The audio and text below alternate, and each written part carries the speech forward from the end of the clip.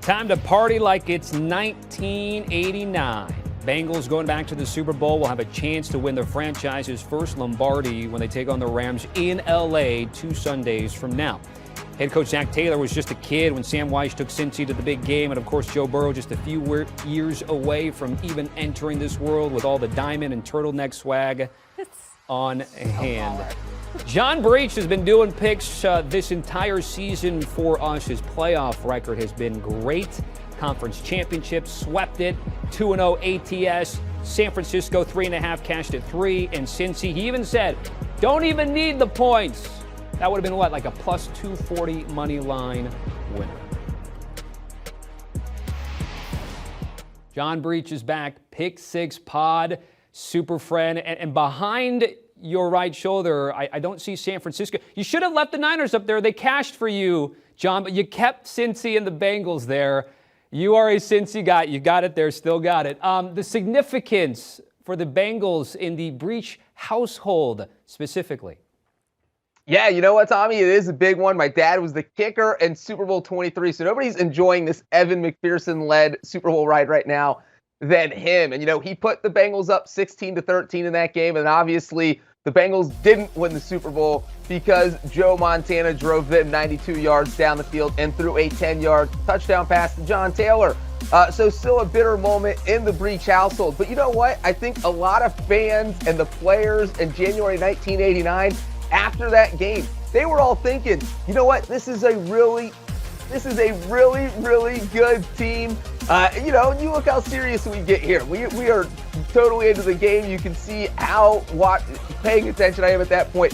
But Bengals fans in 1989 thinking, you know what, we'll get back to the Super Bowl next year. But then maybe next year became, I guess we'll get back to the Super Bowl maybe next decade. And then next decade became, I guess, hopefully we'll get there next century. And now here we are in the next century, 33 years later. The Bengals are finally back. My entire family is thrilled. I can tell you that. I know every fan in Cincinnati thrilled. Like you said, Tommy, they are partying like it's 1989. And I know as many of them as possible are going to try and get out to L.A. For this game against the Rams. It's crazy. I mean, look, the divisional round certainly was fantastic. Everybody thought the Bills and Chiefs was sort of a de facto AFC title game. Everyone kind of forgot about the Bengals, and all they did was go into Arrowhead and upset Patrick Mahomes and the Chiefs. But we're looking ahead to the Super Bowl. What are the keys, do you think, for the Bengals in this game? Yeah, I think one of the huge things that was mostly unexpected in the AFC title game was how much the Bengals defense shut down Patrick Mahomes. And I think that is going to be a huge key in Super Bowl 56 is put pressure on Matthew Stafford and kind of cut the head off the snake and just make sure the Rams offense can't run the way that Sean McVay wants it to run. We have seen Matthew Stafford struggle under pressure this year.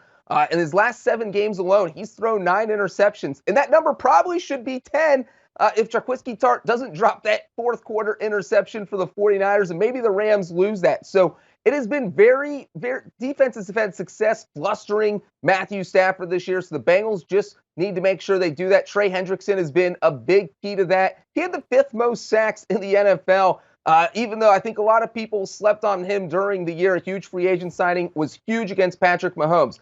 But you know what? You don't just have to stop Matthew Stafford to beat the Rams. You also have to do a few other things. I think a big key will be the Bengals offensive line trying to slow down Aaron Donald and Von Miller. Look, we have seen the Bengals offensive line just be basically a turnstile this entire season, the entire postseason. Joe Burrow got sacked 9 times against the Titans. He was the only quarterback in the NFL who got sacked 50 or more times during the regular season. Now, that being said, Burrow's used to taking these hits, so it's not like the offensive line needs to completely shut down Aaron Donald or Von Miller, and that's good because I don't even think that's possible.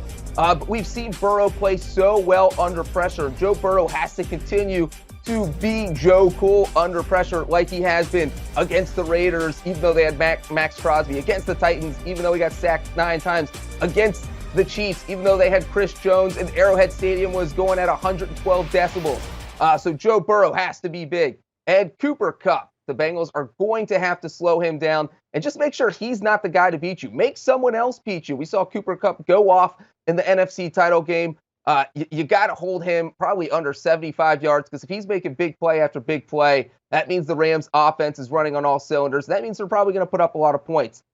So pressure on Stafford, stop Cooper Kupp, and don't let Joe Burrow get destroyed. Let him take a few hits, but, give them a little protection. And we just saw that graphic there is very good in an underdog situation. That is what the Bengals and Joe Burrow find themselves in for the Super Bowl. Rams laying 4.5. The total is at 48.5. What is the play for John Breech?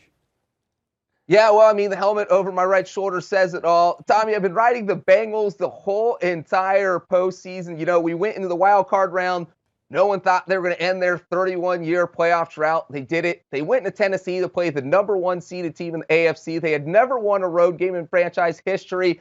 No one thought they were going to do that. They did it. No one thought they were going to go into Arrowhead Stadium and beat the Chiefs as an underdog. They did it. And now they're an underdog again. And they're playing a de facto road game. It's not even de facto. It is an actual road game. It's in Los Angeles. Odds makers. And it seems a lot of people aren't thinking they can win this game again as an underdog.